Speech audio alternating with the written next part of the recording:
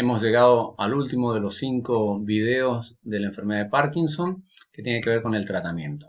El tratamiento que nosotros pretendemos que sepan es el tratamiento inicial, el destinado a un médico generalista, no a un médico neurólogo, porque por ejemplo todo lo que tiene que ver con las fluctuaciones, las complicaciones a largo plazo de la enfermedad de Parkinson, ya es territorio del residente. Vamos a hacer mucho hincapié con lo práctico del tratamiento inicial.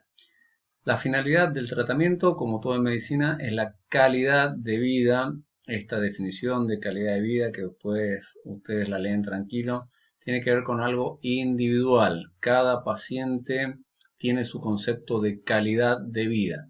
¿Por qué les digo esto? Porque muchas veces viene una pareja de ancianos, donde la mujer o el hombre trae al cónyuge porque le molesta el temblor, por decirle, y quiere que lo medique. Y el cónyuge está perfectamente bien con su temblor porque no le altera su calidad de vida, entonces no es necesario tratarlo farmacológicamente. Siempre hay que hablar con el paciente, preguntarle qué es lo que más le altera de su enfermedad, si es la bradicinesia, la depresión, etcétera, etcétera. Siempre apuntar a la calidad de vida y no tanto a la cantidad de vida, porque hoy en día prácticamente los pacientes se mueren con la enfermedad de Parkinson y no de la enfermedad de Parkinson. El pronóstico ha mejorado notablemente. Entonces, ¿cómo es la visión del médico del tratamiento? Fíjense en esta pirámide, la base de la educación. O sea, los pacientes y los médicos tienen que saber lo que es correcto y lo que no es correcto de la enfermedad de Parkinson. Hay mucha información errónea. Ustedes lo saben que los pacientes a veces se nutren de información por Facebook. Antes teníamos a los wikipacientes, que el paciente leía en la Wikipedia, pero la verdad que la Wikipedia por lo menos sabemos dónde lo leyó y qué leyó, pero ahora digamos que el paciente nos dice lo vi en Facebook y no tenemos la más remota idea dónde lo vio. Entonces siempre la educación es extremadamente importante.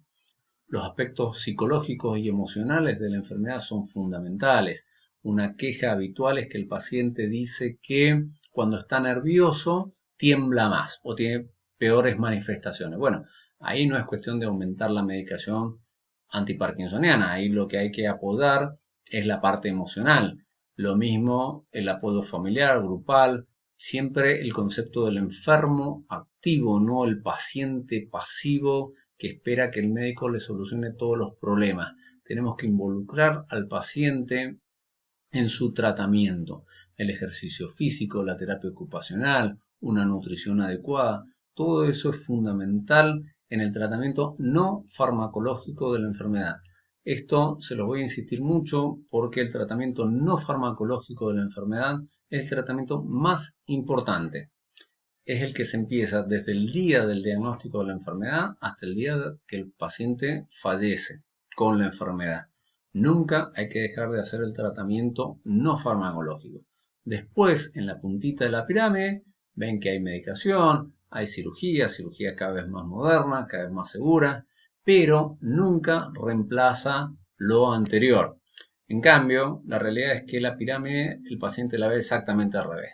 La educación se queda conforme con Facebook, la parte psicológica no hace caso, total la culpa es del otro, la familia lo enferma, no quiere hacer gimnasia a pesar de que tiene trastornos motores y lo que quiere es medicación, medicación, medicación, o la cirugía porque vieron en Facebook también o en YouTube que a una persona le pusieron un marcapaso cerebral, el chip cerebral, y quiere eso y nada más que eso.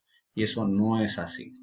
Entonces, con respecto al manejo inicial, es el tratamiento farmacológico sustitutivo. Esto lo vieron ya en los años anteriores. Este es un listado de la medicación que tenemos disponible, los precursores de la dopamina, inhibidores de la COM, los agonistas dopaminérgicos, los ergolínicos ya vamos a ver que no se utilizan más, inhibidores de la MAO, inhibidores de la recaptación de dopamina y agonistas glutamatérgicos, y los anticolinérgicos que tampoco se están utilizando mucho en la práctica diaria nuestra. Entonces, yo les recomiendo que dibujen una neurona con los distintos componentes, los presinápticos, los postsinápticos, y vean cómo cada uno de los medicamentos va actuando. Porque todo este menú que les mostré acá tiene indicaciones precisas y tiene mecanismos de acción que son precisos y que ustedes han visto. Los precursores de la dopamina, la L-Dopa, tanto con carbidopa o benseracida, vienen en distintas preparaciones, mejora notablemente los síntomas de la enfermedad, suele tener una muy buena respuesta terapéutica, de hecho hasta es una prueba terapéutica. Si el paciente no mejora con la L-Dopa es muy difícil que tenga un Parkinson primario y puede tener un parkinsonismo secundario. No frena el curso de la enfermedad, tiene efectos secundarios importantes y sabemos que después de unos 5 años pierde la eficacia, lo que se llama el efecto de la luna de miel. Eso significa que cuando nosotros empezamos el tratamiento, esto es como una ventana. Si usted tiene una ventana grande y quieren romper el vidrio con un piedrazo, prácticamente no le van a fallar el piedrazo y van a romper la ventana porque la ventana es grande. En cambio, con los años esa ventana se va achicando y si ustedes tienen más L-Dopa, vienen las disquinesias, las fluctuaciones, y si no, la acinesia, entonces el paciente va fluctuando en lo que nosotros llamamos el on y el off. El on cuando el paciente está bien y el off cuando el paciente está mal. Esas son las fluctuaciones. Después de la L-Dopa tenemos los inhibidores de la COM. El tolcapone ya prácticamente no se utiliza. Tenemos el entacapone, que alarga y prolonga la vida media de la L-Dopa. Por eso siempre se ha combinado con L-Dopa. Los agonistas dopaminérgicos ergolínicos o los ergóticos derivados del cortisol del centeno ya no se utilizan. Bromocriptina, lisurida y cabergolina no se usan para la enfermedad de Parkinson. Cabergolina tiene un uso en neurología que son los adenomas hipofisarios secretores de prolactina, pero no para el Parkinson por los efectos secundarios a nivel cardíaco. Los que sí utilizamos son los no ergolínicos, la apomorfina subcutánea, el ropinirol, el pramipexol, el piribedilo, la rotigotina, que es un parche transdérmico. Esto sí se utiliza muchísimo y especialmente en las personas jóvenes. Después tenemos los inhibidores de la MAO, la seleginina tampoco se está utilizando, ha sido reemplazado por la rasagilina.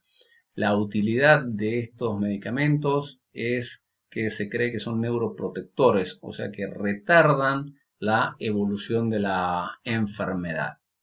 Después tenemos la mantadina como inhibidor de la recaptación dopaminérgica, es un antiviral, es un antidisquinético, sobre todo en OFF, se utiliza durante algunos meses porque genera fenómenos de tolerancia.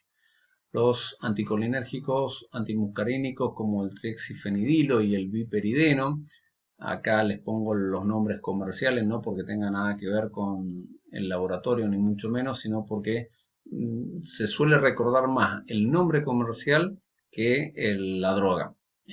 Los psiquiatras a veces lo utilizan en los pacientes con medicación antipsicótica, pero en neurología no tiene hoy ningún rol.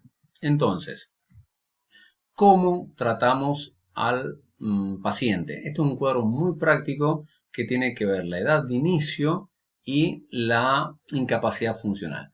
Recuerdan que nosotros vimos en uno de los primeros videos que habían dos grandes grupos de pacientes parkinsonianos de acuerdo a la edad de aparición. El paciente joven, menos de 40 años, que yo les mencioné Michael Fox como ejemplo, y el paciente anciano, el Papa Juan Pablo II. Entonces, si el paciente es joven, primero empezamos con el tratamiento no farmacológico, siempre, absolutamente siempre de esa pirámide, lo no farmacológico. Si no hay incapacidad funcional, seguimos con eso hasta que empiece con una cierta incapacidad. Cuando empieza, podemos empezar con la rasagilina, porque dijimos que era neuroprotector.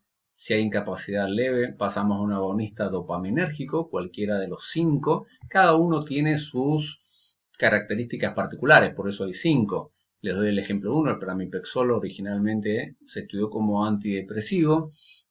No fue muy buen antidepresivo, pero sí un buen antiparkinsoniano, así que se lo empezó a utilizar para esta enfermedad. Entonces, si usted tiene un paciente joven con depresión, es una buena forma de iniciar con este agonista dopaminérgico.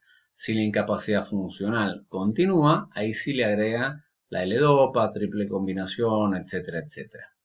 Pero por otro lado, Si el paciente es anciano, el tratamiento no farmacológico siempre, pero ahí ustedes, en vez de usar un agonista dopaminérgico, pueden utilizar el neuroprotector, la rasagilina, más directamente algunos de los tipos de levodopa. ¿Por qué? Porque si tiene un paciente de 75 años, es preferible darle 5 años, 8 años de muy buena calidad de vida, por eso la importancia del concepto de calidad de vida que vimos al principio, antes de que termine la luna de miel. Entonces le dan buena calidad porque probablemente ese paciente fallezca por motivos naturales antes que termine su luna de miel farmacológica. Entonces, con todo el armamentario farmacológico que ustedes tienen, con este esquema pueden iniciar perfectamente el manejo de un paciente con enfermedad de Parkinson y después, si hace falta, lo derivan al especialista. Hay nuevas drogas, hay varias, sobre todo para el tratamiento del OFF. Hay drogas en investigación, hay también distintas formulaciones de la mantadina, de la L-Dopa. La verdad que hay todo un auge en investigación de fármacos contra la enfermedad de Parkinson. Una pregunta que nos hacen siempre los pacientes, si el cannabis sirve justamente también por un famoso video de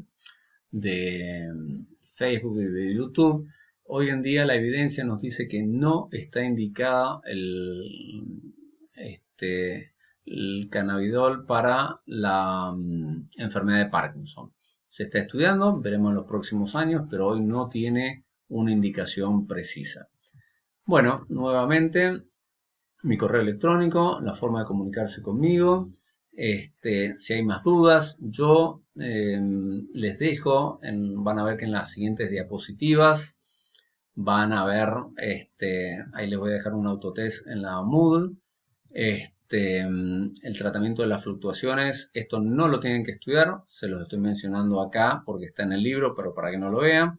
Tratamiento quirúrgico se los dejo en la Moodle, yo les voy a dejar material tanto en la sección de enfermedad de Parkinson como en la sección de neurocirugía, simplemente para que sepan que existen dos tipos de cirugía, la ablativa y la estimulador cerebral profundo, el chip o marcapaso cerebral.